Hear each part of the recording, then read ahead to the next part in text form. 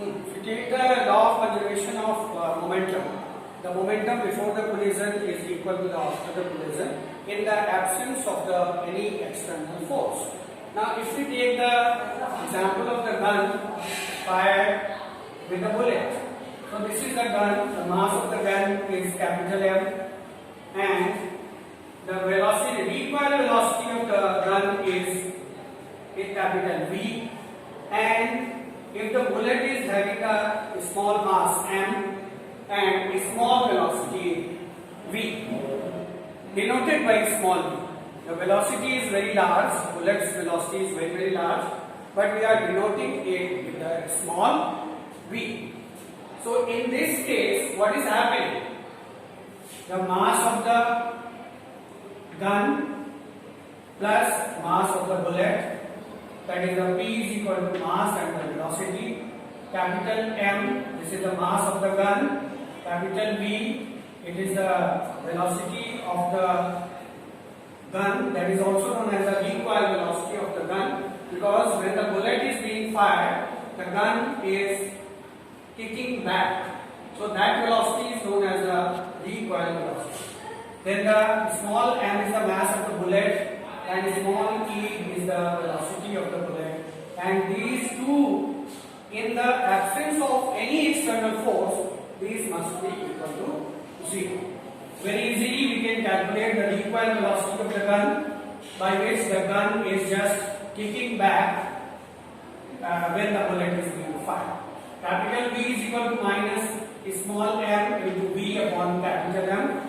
So this way we can understand the conservation of momentum. If we take any other example, suppose the collision of the two automobiles. So this is the M1. Suppose the body A is moving with the initial velocity U1 and second velocity B, having the mass M2, it is moving with the velocity U2, initial velocities.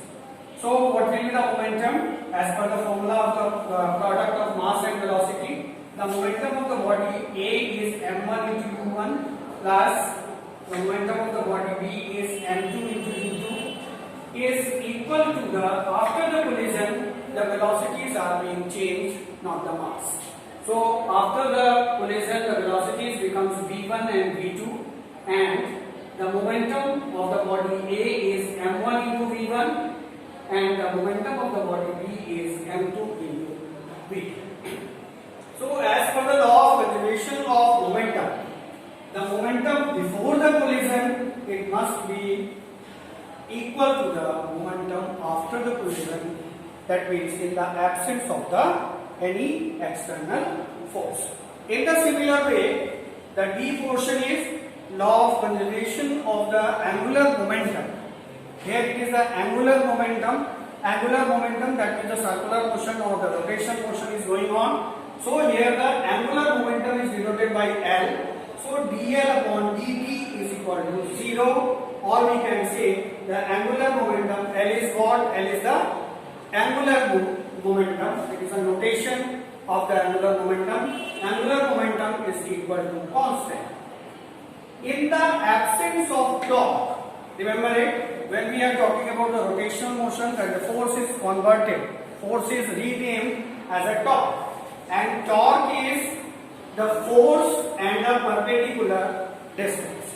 The torque is again the cross product. अभी हो सकता है cross product आपको ना समझ में आए, लेकिन torque is the product of force and the perpendicular distance, and that if it is zero, if the torque is zero, then this angular momentum of the body is equal to constant, or we can say it is constant.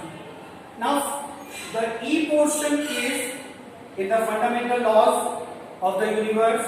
It is a conservation of energy. I think everybody is just memorizing this conservation of energy. That is, the energy cannot be created nor destroyed. The total energy of the isolated system remains conserved. But here, just children try to understand the two things which we are skipping when we are teaching in the class, that energy can neither be created nor destroyed. This is very true. but the energy can be transformed from one form to the another. This is very important point. Sometimes we are misunderstanding this and we are just having the rote memorization and writing in the examination and getting the marks too.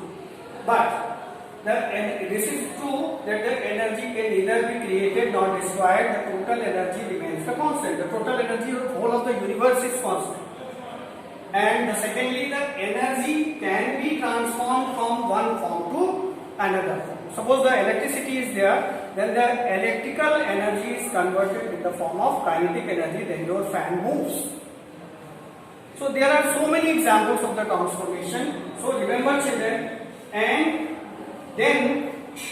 the total energy of the isolated system is remaining constant. Now another very important thing which we forgetting when we are dealing with the class, that sometimes what is happening, the work done is there. If we are doing any work done against any force, suppose these are the two positive charges, or you are having the magnets poles north, then you will feel the repulsion force. If you are just want to bring them closer together, then what will happen? We have to apply certain work done, or we have to do certain work done forcibly, just to bring these two poles near to each other. I think it's clear. So in that, bringing these north poles closer to each other, we have to do certain work done against this force of repulsion. So this work against the force of repulsion, it is also associated with the conservation of energy. That work is also converted in the form of energy. That work can also be transformed in the terms of energy. So these are the very two important points. Again, I am just revising it to you that the one form of the energy, it can be transformed from one form of the energy to the another form of energy. And if we have any work done against the force of repulsion, then also that work done is also converted in the form of energy. Because in the other chapters you will find it out that the work done is equal to the change in the kinetic energy, and that is known as the work energy theorem. In this class only you will read it out in the work energy and power chapter.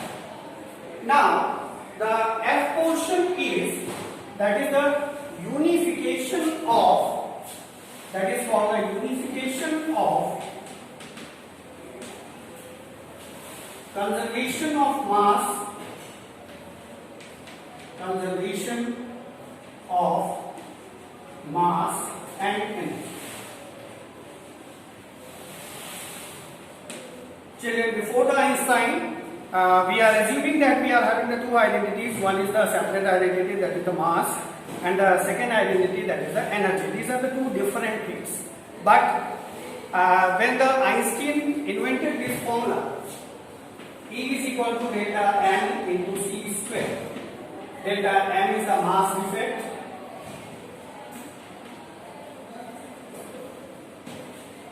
and c is the velocity of light.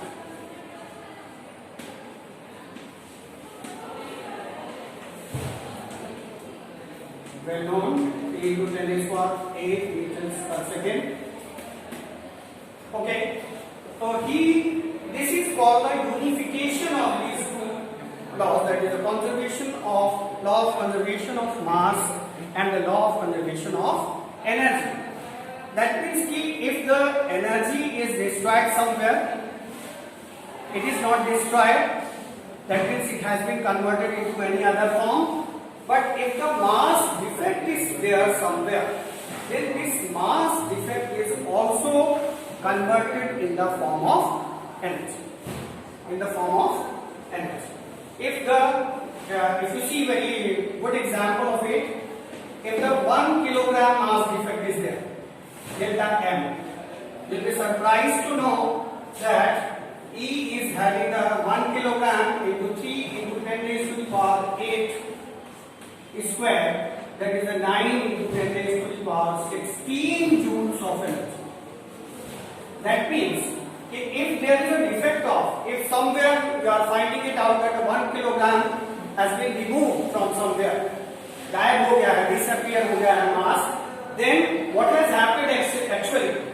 This 1 kilogram mass has been converted in the form of energy, and this is an enormous amount of energy. It is the 9 into 10 raised to the power 16 joules of energy. So children, now we are finishing this chapter, that is a physical world. We have taken a long time, that means we have made the 5 videos on this topic. So I do hope that you have understood the concepts. Read it out. If any confusion is there, you just ask on the Aisha ma'am's WhatsApp group. Thank you very much.